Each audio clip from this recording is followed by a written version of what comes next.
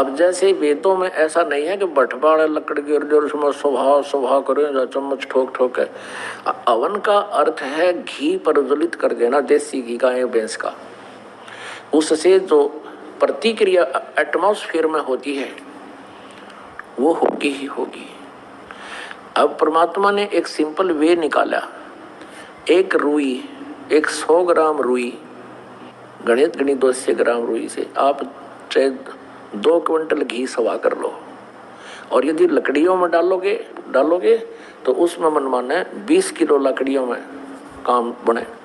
तो 20 किलो लकड़ी जड़ेंगी, उनसे कार्बन डाइऑक्साइड अधिक हुआ। और एक 100 ग्राम 150-200 ग्राम रुई जड़ेगी, उसमें कार्बन डाइऑक्साइड बहुत ही कम होगा। और हवन घी पर उद्दलित होगा, उसका जो वाष्पीकरण हो करके पूरे ब्रह्मांड में इसका बहुत तीव्र गति से इफेक्ट होता है, जिससे वर्षा होती है। तो अब ये धार्मिक अनुष्ठान पूरी पृथ्वी पर प्रारंभ हुआ है। तो ऐसे परमात्मा बहुत अच्छी तरह समय समय पर वर्षा किया करेंगे, जो पूरा विश्व इस तरह की साधनाएं किया करेगा। यहाँ तो हवन हो ही रहा है, अब लगभग 600 पाठ हैं, और 600 का मतलब 600 किलो देसी घी यहाँ हवन होगा, 6 क्विंटल का, इन 4 दिन में। और प्रति महीने 5 क्विंटल घी का लगभग हवन हो रहा है परमात्मा कबीर जी के आदेश अनुसार। एक यज्ञ है धर्म की, दूसरी यज्ञ है ध्यान, तीसरी यज्ञ है हवन की, चौथी यज्ञ प्रणाम। या प्रणाम करते हैं भगवान को, आत्मा में विनम्रता आती है, अहंकार दूर होता है। परमात्मा तभी निकट आता जब हमारे अंदर से ये करड़ापन कम हो जाएगा। हमारे अंदर ये जो अहंकार है बेमतलब का, बगैर ज्ञान के अहंकार किया करते थे, अदरंग मार जाता अफलातून को, बांगा मुँह हो जा, आँख टेढ़ी हो जा, मुँह को पानी लकड़े, माखी लकड़े, और बड़े हाथ भी ना उठे, क्या का बीमारी इस मिट्टी का। लेकिन काल ने तो कर्म बिगड़वाने से मतलब है। और 5वीं यज्ञ है ज्ञान की। तो ये सभी धार्मिक अनुष्ठान शास्त्र अनुकूल जो प्रारंभ हुए हैं, इससे पूरे विश्व में सभी समृद्ध हो जाएंगे। और सबसे बड़ी बीमारी जो हमारे लगी हुई है या माया जोड़न की, एक कोठी की बजाय 2 कोठी बना लो, फिर 3 बना लूं, छोटी कार ले ली, फिर ने सोचा 20 लाख की ले लूं, ये बकवाद खत्म हो जाएंगी आपकी कति। और लोग दिखावा ब्याह शादियों में बकवाद, डीजे बजावें, कितने लाखों रुपये दान करें, दहेज दें। तो ये इस प्रकार की बिल्कुल आपकी आत्मा हट जाएगी इन बकवादा से। अब जो हम सारा दिन सारा जीवन में पैसा जोड़ने के लिए व्यर्थ करते हैं समय, फिर आपका 20% जो प्रयत्न परिश्रम आप कर रहे हो ना, 20% प्रयत्न में आपका रोजी रोटी घना बढ़िया चला करेगा और बरकत होया करेगी। परमात्मा ना जाने कित कह दे देगा और किस तरह कर देगा, वो उस मालिक की महिमा से आप परिचित नहीं है। क्योंकि आध्यात्मिक ज्ञान बिल्कुल विनाश हो चुका है, भगवान की स्थिति से हम बिल्कुल अपरिचित हो गए हैं। क्योंकि जो भगवान की महिमा गुण हम सुना करते थे, कभी किसी युग में हुआ होगा, कोई कथा सुनी थी, वो अब वर्तमान में हम कहीं देख नहीं रहे थे। इसलिए हम उन कथाओं को एक आस्तिक होने के नाते झुठला भी नहीं सकते थे। लेकिन वर्तमान में हमारे साथ ऐसी घटना जो भगवान किया करता है, जो भगवान बचाव किया करता है, वो नहीं हो रही थी। इसका कुछ दिनों परिणाम क्या निकलता है कि हम सभी नास्तिक हो जाने थे, घर में सबके घटनाएं घटने लग जाती और भगवान से दूर हो जाती। एक बार ये दास सत्संग कर रहा था, वहाँ एक बहन को ले आई कोई हमारी बंदी छोड़ की बेटी, यानी हंस भक्तनी।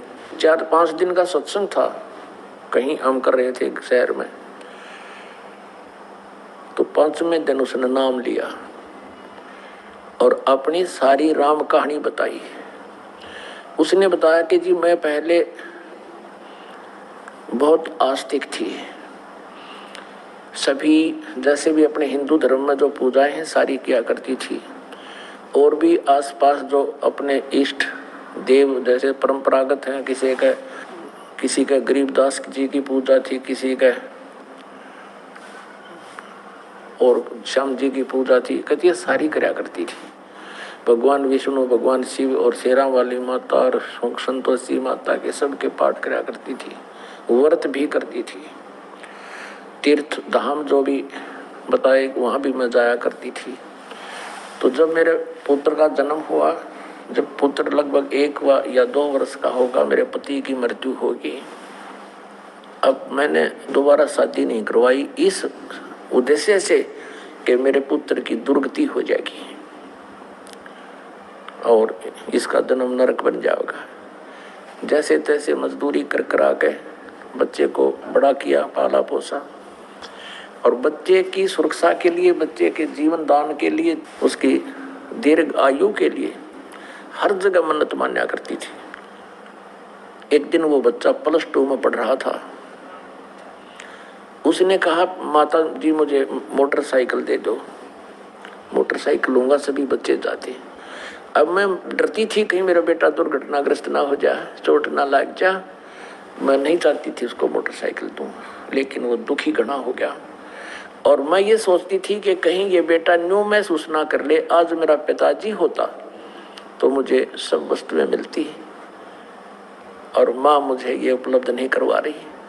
तो उसकी हट को देखकर मैंने इस दृष्टिकोण से सोचकर जैसे तैसे एक मोटरसाइकिल की व्यवस्था कर दी। वो अपने मित्र को साथ लेकर के प्रतिदिन अपने कॉलेज में जाता था, विद्यालय में जाता था।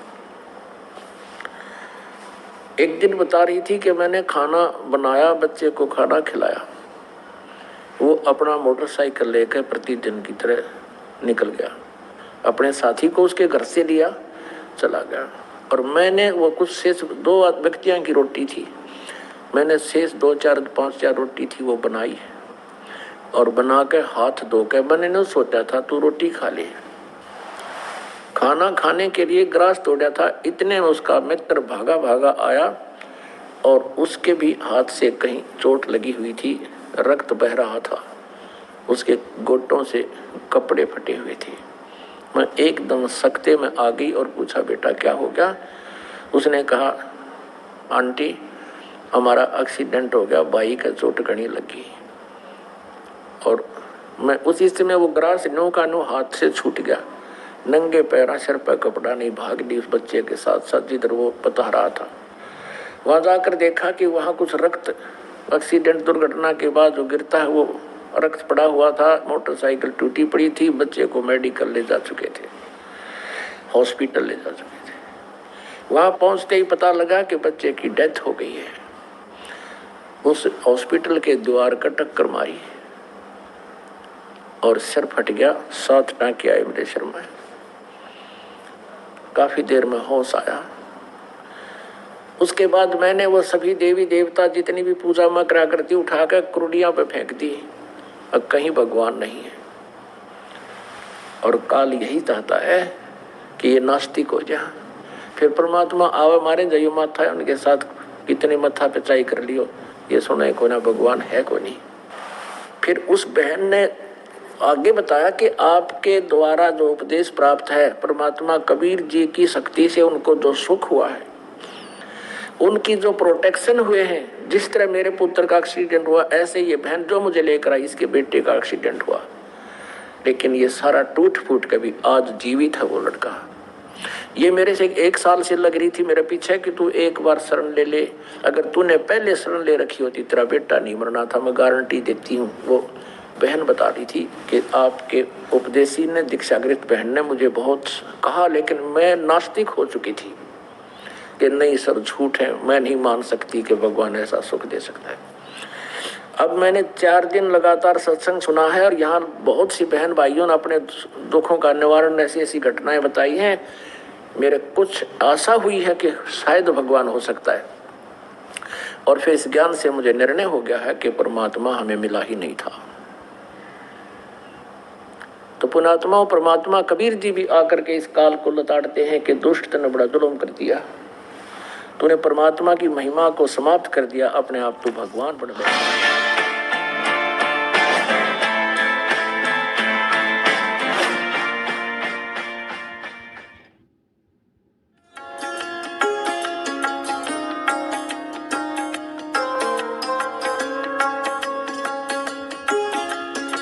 पुण्यात्मा इस अमर कथा में अरुचि ना करना।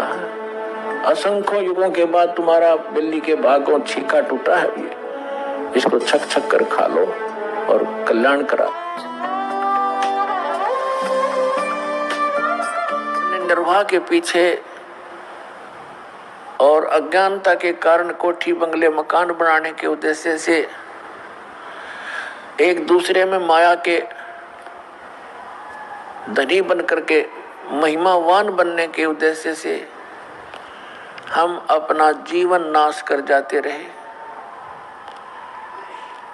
पुण्यात्माओं, ये कोई जीवन है? यहाँ पर सुबह उठे, खाना खाया, फिर पेट के ही लिए, यानी इस शरीर को सुरक्षित रखने के लिए, जीवित रखने के लिए इसी में डालो, इसी से काम लो, इसी में डालो, इसी से काम लो। सामने सो, सुबह उठो, सुबह उठते फिर लग जाओ, फिर पड़ जाओ, फिर उठ जाओ, फिर पड़ जाओ, और पता नहीं किस टाइम जीव की अचानक मृत्यु हो जा।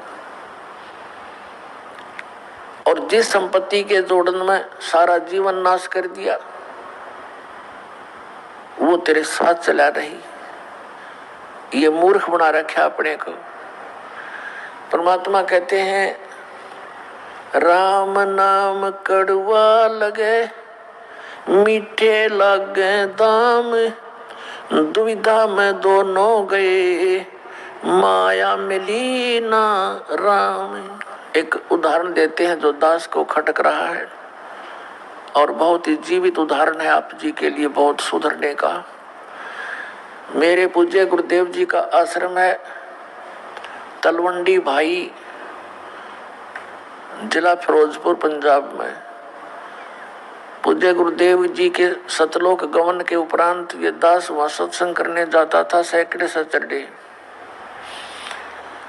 सैटरडे को वहां पहुंच जाते थे।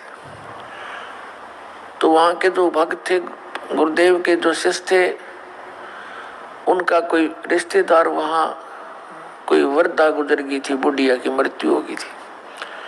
उसका शोक व्यक्त करने के लिए शुक्र को आया था। शनिवार को वो जाने लगा 4 बजे से शाम को।